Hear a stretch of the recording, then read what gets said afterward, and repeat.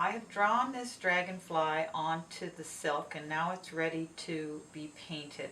What I'm using are DuPont French dyes. They're liquid. I mix a lot of the colors to get whatever kind of shading that I want.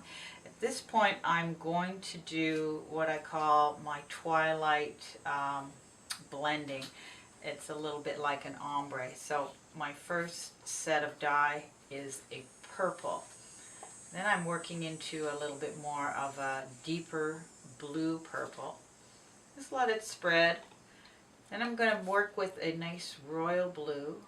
Again, spreading the dyes so that you get this nice gradation from the purples into the blues. You want to try and get some kind of light happening.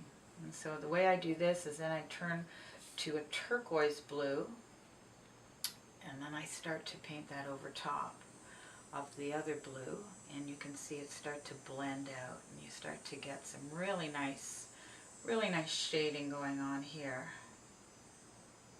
Kind of makes it look like the twilight as the dragonfly is flying into the night, or something whimsical like that.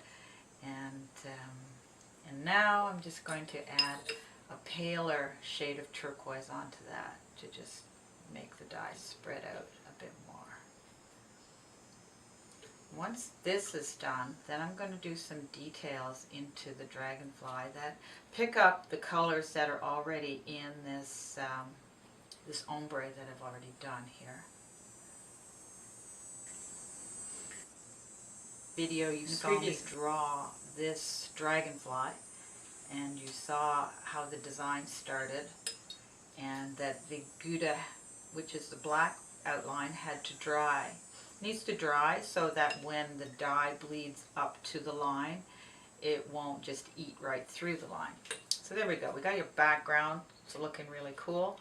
So now I'm going to do some details, and I've got a purple and a blue and a turquoise and a pale turquoise. So I'm going to put the purple up top here, like that, give a nice outline, give some shape.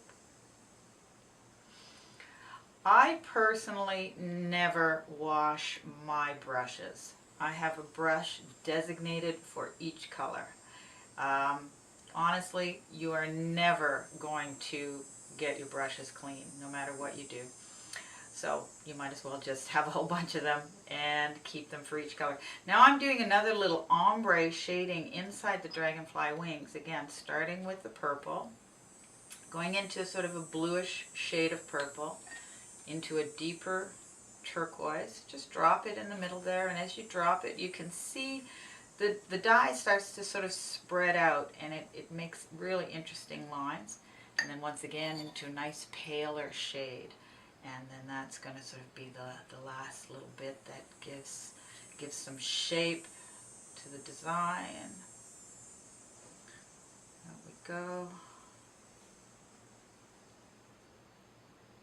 I'm also working on a 16 mummy pure silk crickback satin, or they call it a charmeuse. It's nice, it's light, it's good for the applique.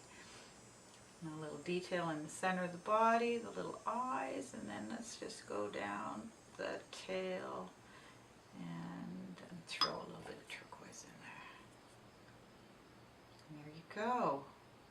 Now this will then dry. It'll be steam set, it'll be washed and pressed, and then it'll be ready to be sewn onto a t-shirt or a bag or whatever you'd like to embellish.